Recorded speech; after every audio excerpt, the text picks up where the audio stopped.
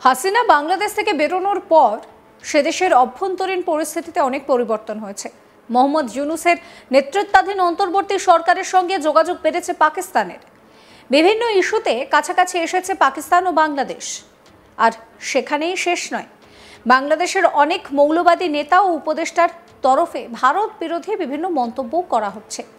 এই পরিস্থিতিতে বাংলাদেশের অন্দরের একটা বড় খবর সামনে এসেছে, যেখানে শোনা যাচ্ছে বর্তমানে বাংলাদেশের সবচেয়ে গুরুত্বপূর্ণ বন্দর চট্টগ্রাম বন্দরের ভবিষ্যৎ নাকি প্রশ্নের মুখে দাঁড়িয়ে।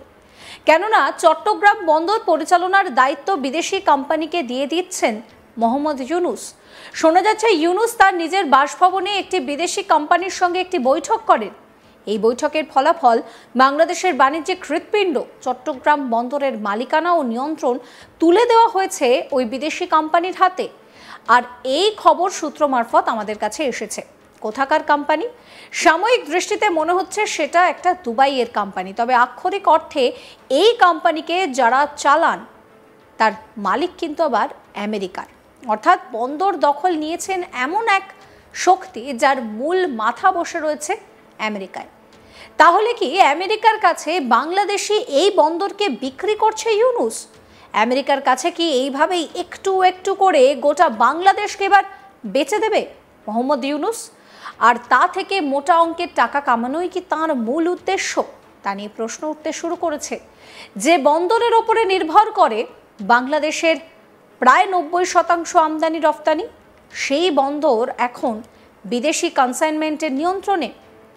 এটা কি কেবল ইকোনমিক পার্টনারশিপ, নাকি আমাদের সার্বভৌম বাণিজ্য নিরাপত্তার অপহরণ? এ বিষয়ে বাংলাদেশি সাংবাদিক শরীফ শাহাবুদ্দিন কি বলছেন শোনাব। ইউনূস তাহলে কি বাংলাদেশকে আমেরিকার কাছে বিক্রির প্ল্যান করলো? এটাই কি তার আসল উদ্দেশ্য ছিল? কি বলবেন?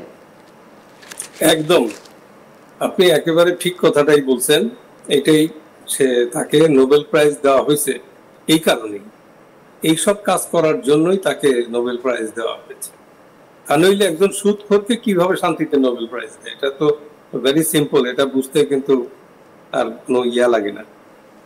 তো তাকে যে অব্লিগেটেড করা হয়েছে নোবেল প্রাইজ দিয়ে, এবং সেগুলো তার মনিবদের জন্য সে এটা করে চলছে।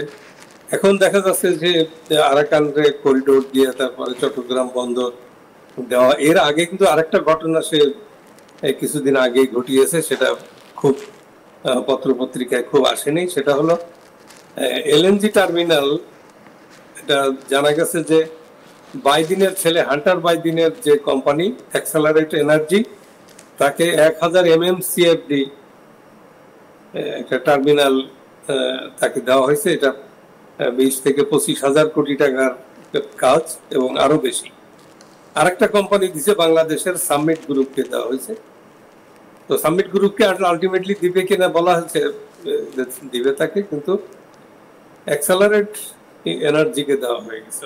তো ইউনূস কিন্তু কারোর সাথে জিজ্ঞেস করছে না কোনো কথা, কারণ বাংলাদেশের যে নিয়ম কানুন আছে, শেখ হাসিনার যে দীর্ঘ 15 বছরের শাসন, এই শাসনে কিন্তু প্রত্যেকটা জায়গায় দায়বদ্ধতা আছে। আপনার যে কোনো প্রজেক্ট দিতে গেলে তার 4-5টা এনটিটি আছে যাদের পারমিশন নিতে হয়, সেখান থেকে পাস করাইতে হয়, অনুমতি নিতে হয়, অনেক কিছু আছে। এগুলো একদম ইচ্ছা করলেই শেখ হাসিনা কিন্তু কাউকে দিতে পারে না। এমন কি একটা দেশের প্রেসিডেন্ট বলছিল 100 মেগাওয়াটের একটা বিদ্যুৎ কেন্দ্র দেওয়ার জন্য তাদের শেখ হাসিনা রিকোয়েস্ট করছিলেন এনার্জি অ্যাডভাইজার এবং এনার্জি প্রতিমন্ত্রীকে। আমি জানি এই ব্যাপারটা, কিন্তু শেখ হাসিনা যাকে দেওয়ার জন্য রিকোয়েস্ট করছিলেন তার ক্রাইটেরিয়া ফুলফিল হয় নাই, সে পায় নাই। বিষয়টা এইরকমই চলে আসছে গত 15 বছর ধরে। এর বাইরে কোনো দুর্নীতি বা স্বজনপ্রীতি কিচ্ছু হয়নি।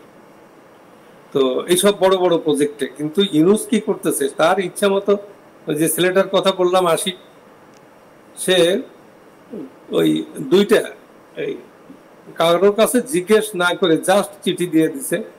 তারপরে ইলন মাস্ককে যে দেওয়া হলো, ইলন মাস্ককে দিছে তো হাতে পায়ে ধরে ট্রাম্পকে ঠিক করার জন্য। ইলন মাস্ক যেহেতু ট্রাম্পকে ডমিনেট করে, সেই জন্য ইলন মাস্কের হাতে পায়ে ধরে তাকে ইয়া দেওয়া হয়েছে বা ব্যবসা দেওয়া হয়েছে, তার ওই যে স্টার্লিং তো এরকম কোনো দায়বদ্ধতা কিন্তু তার ইউনুস কিন্তু ফিল করে না। একজন নোবেল লরেট, তার তো কিছু জ্ঞান থাকা দরকার একটা রাষ্ট্র কিভাবে পরিচালিত হয়, তারপর তার কি আছে, সে তো অবৈধ। তাকে তো যে বিভিন্ন পার্টিকে নিয়ে একটা কাউন্সিল বানানো, অ্যাডভাইজারি কাউন্সিল বানানো উচিত ছিল। সেই কাউন্সিলের অ্যাডভাইস অনুসারে সে চলবে।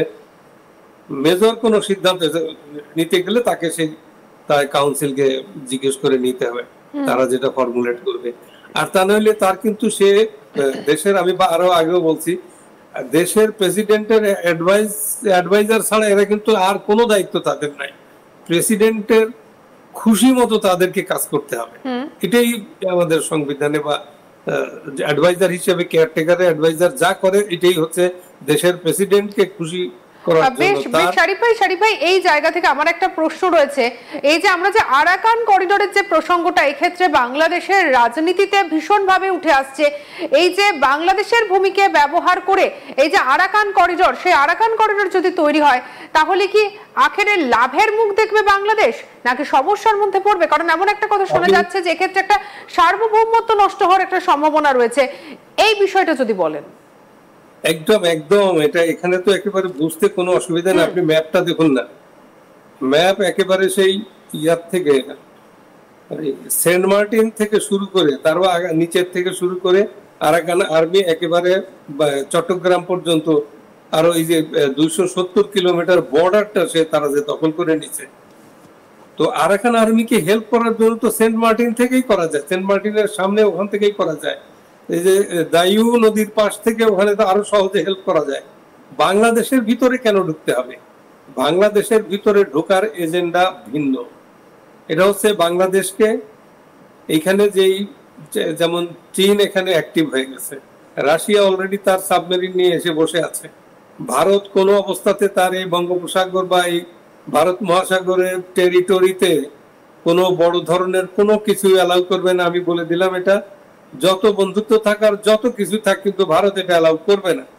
তো এত বড় তিনটে পরাশক্তি এখানে অ্যাক্টিভ, তারপরও এখানে যে ইউনুস যে সাহস করে যেভাবে ট্রানজিট করিডোরটা দিল, এ তো দিয়ে দিছে। তারপরে এই যে ইয়ার কথা, বন্দরের কথা, কক্সবাজার বন্দরের কথা, সে তার বাসায় বসে গত 2 তারিখে, মে মাসের 2 তারিখে বাসায় বসে নিজে যা ইচ্ছে তাই করছে।